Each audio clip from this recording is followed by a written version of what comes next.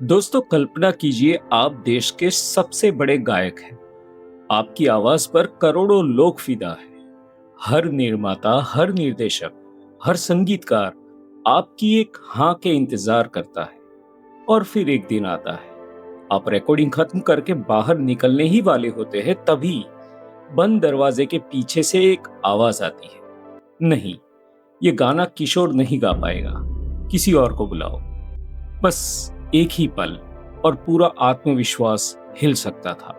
कोई भी इंसान उस कमरे का दरवाजा पटक कर चला जाता, कोई भी गुस्से में बहस करता, लेकिन किशोर कुमार ने कुछ ऐसा किया जिसने केवल एक गाना नहीं बल्कि पूरे फिल्म इंडस्ट्री की सोच ही बदल दी।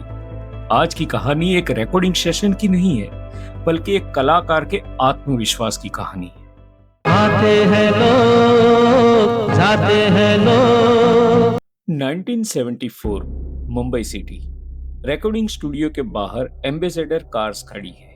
अंदर एक कमरे में भारत की सबसे सफल संगीतकार जोड़ी बैठी, लक्ष्मीकांत और प्यारेलाल। उसी दिन फिल्म दोस्त का एक गाना रिकॉर्ड हो रहा था। गाड़ी बुला रही है। किशोर कुमार हमेशा की तरह मस्ती में थे।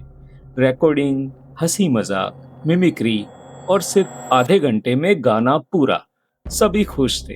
किशोरदा बाहर निकलने ही लगे थे, लेकिन जिंदगी के कुछ सबसे बड़े मोड़ दरवाजे के बाहर नहीं, दरवाजे के पीछे इंतजार कर रहे होते हैं। किशोरदा जैसे ही कंट्रोल रूम के पास पहुंचे, अंदर बातचीत चल रही थी। लक्ष्मीकांत बोले, प्यारेलाल, अगली फिल्म के लिए किशोरदा की आवाज नहीं चलेगी।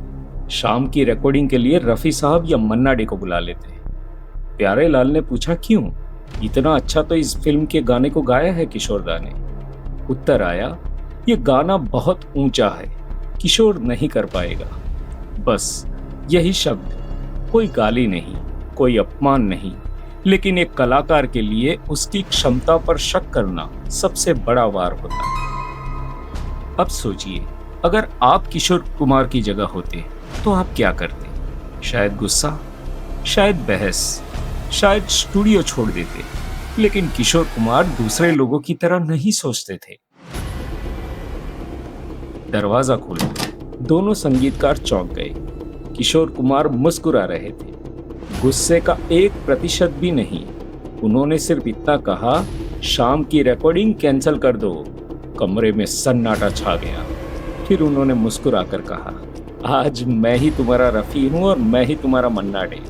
किसी ने जवाब नहीं दिया, क्योंकि अब बात अहंकार की नहीं, साबित करने की थी। इतना बोल के किशोरदा सीधे रिकॉर्डिंग स्टूडियो के अंदर चले गए।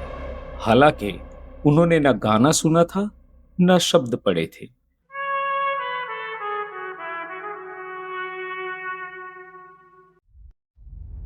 पहली बार उन्हें गाना सुनाया गया। किशोरदा ने धुन सुनी, उन्होंने बोल पढ़े, कुछ देर चुप रहे, फिर बोले, अगर मेरी आवाज इस गाने के साथ न्याय नहीं कर रही तो आज शाम किसी और से रिकॉर्डिंग करवा लेगा। ध्यान दीजिए, यही महान कलाकार की पहचान होती है दोस्तों। उसे अपनी इज्जत से ज्यादा गीत की इज्जत प्यारी होती है।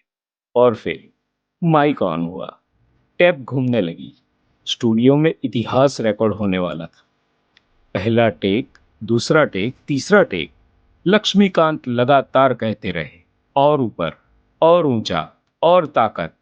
आखिरकार किशोरदा मुस्कुराए और बोले, एक काम करिए, आप थोड़ी देर बाहर घूम कर आइए, बाकी मुझे और प्यारेलाल को संभाल लें। ये सुनकर लक्ष्मीकांत जी बाहर चले गए। उन्हें लगा अभी रिहर्सल होगी, लेकिन अंदर फाइनल रिकॉर्डिंग शुरू हो चुकी थी।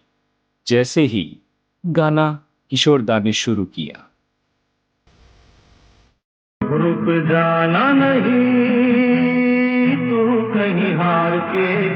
बाहर खड़े लक्ष्मीकांत जड़ हो गए। यही वो आवाज थी जिस पर उन्हें कुछ मिनट पहले शक था, लेकिन अब वही आवाज पूरे स्टूडियो को हिला रही थी। उन्होंने दरवाजा नहीं खोला, क्योंकि उन्हें समझ आ चुका था, अंदर सिर्फ रिकॉर्डिंग नहीं, इतिहास लिखा जा रहा। रिकॉर्डिंग खत्म हुई, कुछ सेकंड पूरा स्टूडियो शांत रहा। फिर लक्ष्मीकांत अंदर आए। उनकी आंखें भर चुकी थी। उन्होंने किशोर कुमार को गले लगा लिया और धीरे से कहा, गलती मेरी थी।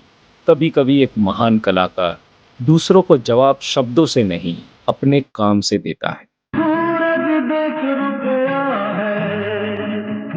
आज 50 साल बाद भी जब कोई हार मानने लगता है तो यही गीत बजता है। और शायद इसीलिए ये सिर्फ फिल्म का गाना नहीं, हजारों लोगों की जिंदगी का हौसला बन चुका है।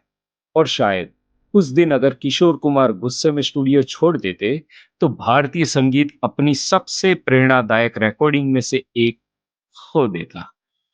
दोस्तों, मुझे आशा है आज की ये कहानी आपको पसंद आई। अगर ये कहानी आपको पसंद आई है तो इस वीडियो को लाइक करिए, शेयर करिए और हाँ, हाइप करना तो बिल्कुल मत भूलिए, क्योंकि आपकी एक लाइक, हाइप और एक कमेंट हमारे जैसे छोटे क्रिएटर्स का हौसला बढ़ाते हैं। धन्यवाद।